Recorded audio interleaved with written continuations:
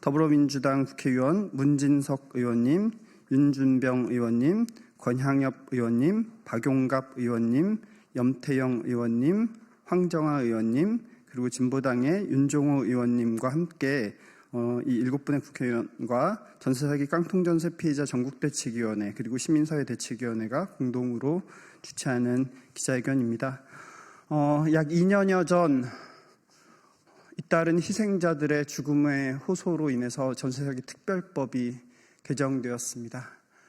이제 그 개정안은 이제 채 2달도 남지 않은 5월 말이면 한시 기한이 종료를 앞두고 있습니다. 전세사기 피해자들이 여전히 발생하고 있습니다.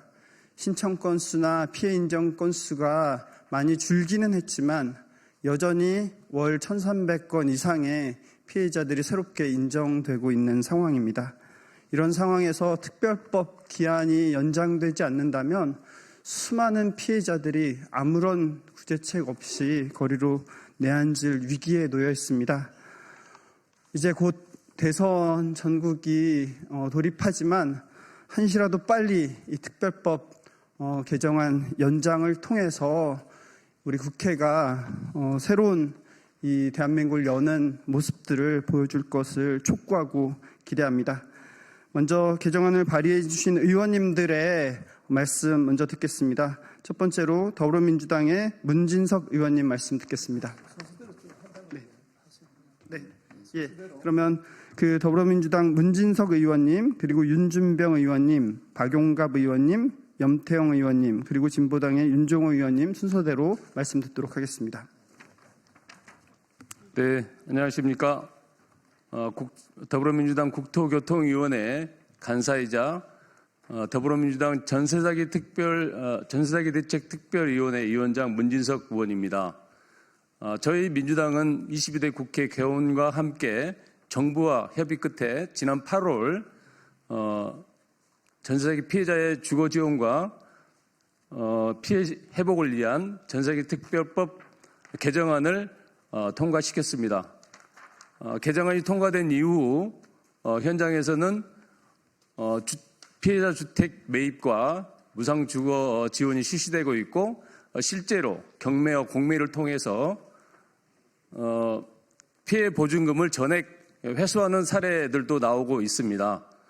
그러나 여전히 깡통전세, 신탁사기 등 전세 제도를 악용한 대량의 전세 사기가 발생하고 있고 피해자들도 줄지 않고 있습니다.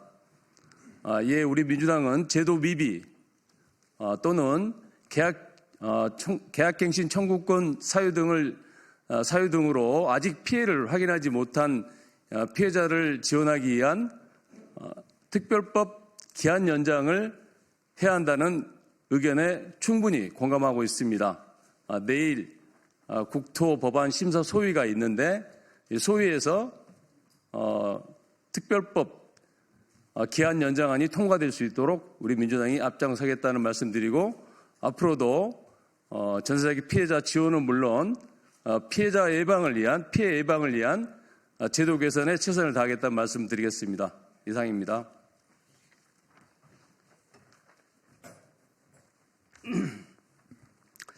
네, 전북특별자치도 정읍시 고창군 국회의원 윤준병입니다. 오늘 전세사기 특별법 개정안을 대표 발의하는 한 사람으로서 이 자리에 섰습니다. 아시는 것처럼 우리 실생활 속에서 의식주가 중요하고 그중에 주거권이라고 하는 주택의 문제는 우리가 아무리 강조해도 지나치지 않습니다. 특히 전세사기는 단순히 피해자분들의 경제적 피해에 그치지 않고 주거불안, 정신적 고통, 가정 붕괴 등 광범위한 사회 문제를 유발하고 있습니다. 특히 정부의 보호 없이는 기존의 피해자는 물론이고 새로운 피해자에 대한 보호도 방치될 수밖에 없는 상황입니다. 그래서 피해자의 주거 안정과 회복을 위해서 최소한의 보호 장치로서 지난 2023년 전세 사기 피해자 지원 및 주거 안정에 관한 특별법을 마련한 바 있습니다. 그러나 아직도 많은 피해자분들은 전세 사기 피해 회복의 시작 단계에 머무르고 있습니다. 또한 피해 인정을 받았음에도 불구하고 피해 보증금 반환은커녕 거주 안정조차 확보되지 않은 사항도 비일비재합니다. 그러나 지금 특별법의 유효 기간은 얼마 남지 않은 상황입니다. 그래서 이런 내용들을 제대로 원만하게 이렇게 정리하고 또 앞으로 피해 회복 시스템의 실효성도 강화하고 최소한의 회복 기간을 제대로 담보하기 위해서 우리 전세 사기 특별법의 기간 연장이 절실하다 이렇게 생각하고 있습니다.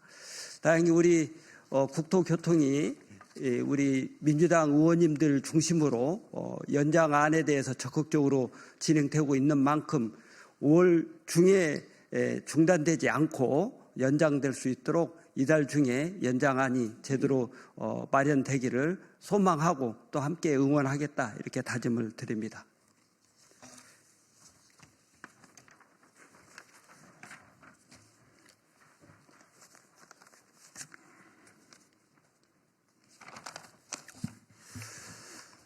안녕하십니까. 더불어민주당 대전 중구 국회의원 박윤갑입니다. 저는 국토교통위원회 소속으로 있습니다.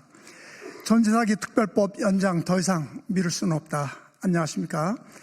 국회교통위원회 소속 박윤갑입니다. 지난 2023년 6월 1일 시행된 전세사기 특별법이 오는 5월 30일 만료가 됩니다.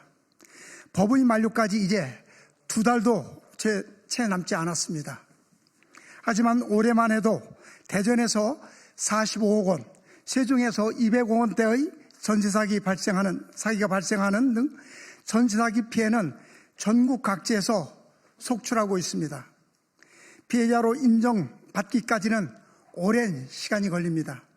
이른바 빌라왕 사건의 경우 피해 사실을 확인하는 데만 약 1년 이상이 소요가 됐습니다.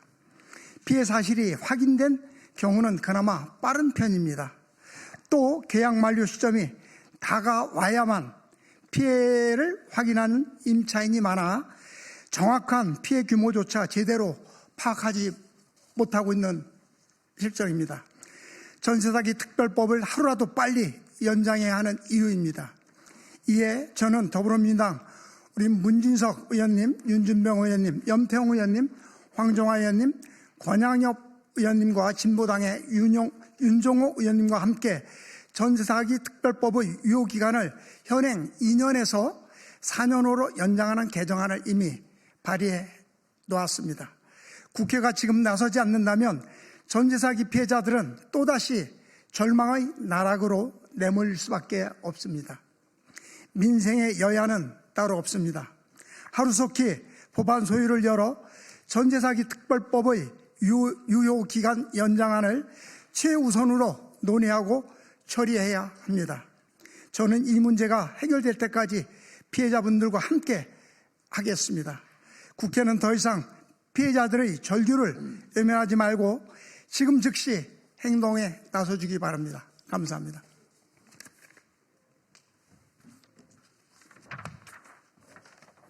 예, 안녕하십니까. 더불어민주당 국토위 소속 수원부 국회의원 염태영입니다. 전세사기 특별법은 그간 고통 속에 있었던 수많은 피해자들에게 한 줄기 희망이 되어왔습니다.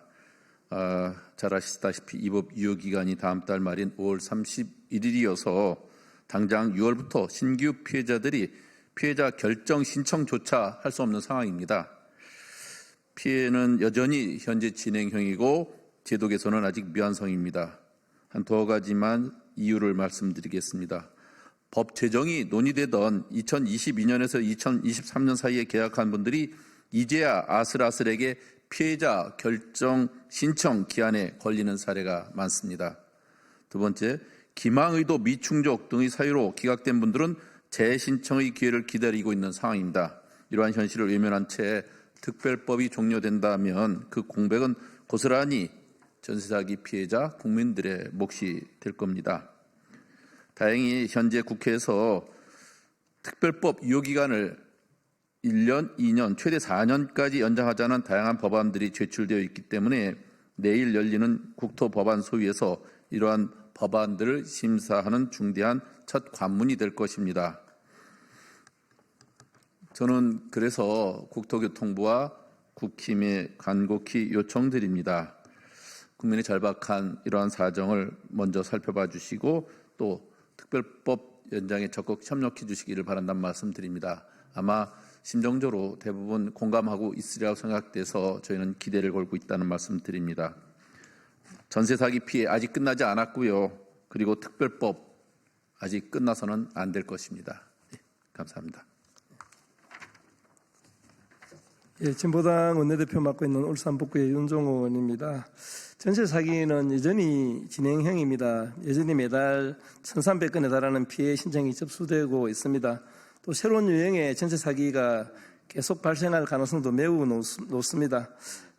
하지만 2023년 제정된 전세 사기 관련 특별법이 5월 30일부로 또 이렇게 만료가 되면서 빨리 신속히 또 요기간 연장해야 되는 숙제를 안고 있는데 다행히 또 여러 여야 의원님들께서 전세사기 특별법에 대한 요기간 연장하는 법을 발의했고 오늘 이렇게 기자회견을 가지게 된 것 같습니다. 저희도 진보당도 함께 힘을 보태겠다는 말씀을 드리면서 전세사기 피해자 법의 요기간 연장 못지않게 또 시급한 문제들이 많이 있습니다. 지난해 전세사기 피해자법 개정으로 전세사기 피해 주택의 수선이나 유지보수 등에 지자체가 관여할 수 있는 길이 열렸습니다. 임대인의 연락 두절 등으로 피해 주택의 안전 등에 심각한 문제가 생긴 경우가 많기 때문입니다. 하지만 사회보장기본법에 따른 사전 협의 의무 때문에 지자체의 신속한 지원이 미뤄지고 있는 경우가 많습니다. 이래서 지방자치단체장이 피해 주택의 안전관리를 위해 조치를 취할 경우에는 보건복지부와 사전 협의를 면제하도록 하는 그 내용도 담았는데요. 또 이 내용도 조금 빠른 시간 안에 당겨서 시설 보수 이런 부분들이 지원이 원활하게 될 수 있도록 되었으면 좋겠습니다. 하여튼 빠른 시간 안에 이번 법안이 통과될 수 있도록 최선을 다하겠습니다. 예, 감사합니다. 예, 감사합니다. 의원님들께서 말씀하셨듯이 지금 기한 연장과 관련돼선 최소 1년에서 최대 4년의 연장안이 발의되어 있고 또 오늘 이 자리에 참석하신 의원님들은 최소 2년에서 4년의 연장안을 발의하신 의원님들이시기도 합니다. 한시가 급한 이 개정안의 이 통과를 촉구합니다.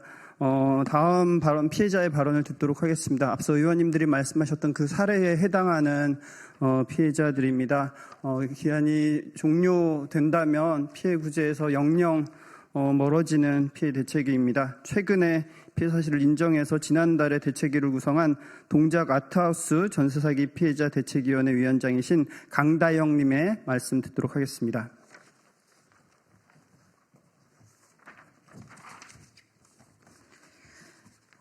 안녕하세요. 동작 아트하우스 전세사기 안녕하세요. 동작 아트하우스 전세사기 2019년까지 총 4채의 건물을 지으며 은행 근저당을 설정하고 세입자들의 전세 보증금을 편취한 뒤 파산을 신청한 사건이 발생했습니다. 공인중개사인 이들의 딸과 시누이는 중개사무소를 운영하며 이미 담보가치가 소진된 깡통 매물을 안전하고 좋은 집이라 속이고 다수의 세입자들을 유인했습니다. 그 결과 총 76명의 세입자들이 피해를 입었고 저희는 66억의 보증금을 돌려받지도 못한 채 임대인의 파산 문자 한 통에 일상을 송두리째 잃었습니다.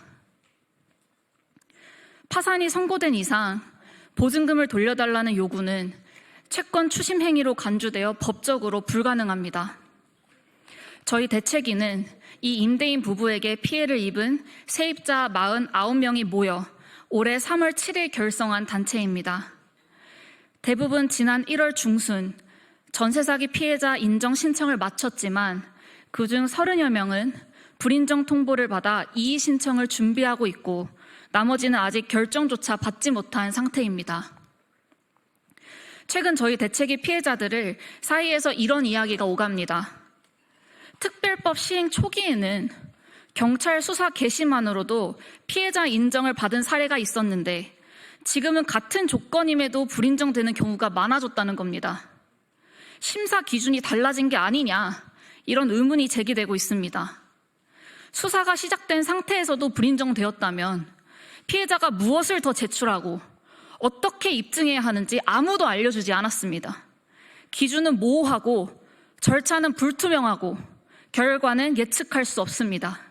그 사이 피해자는 제도 밖에 계속 서 있게 됩니다.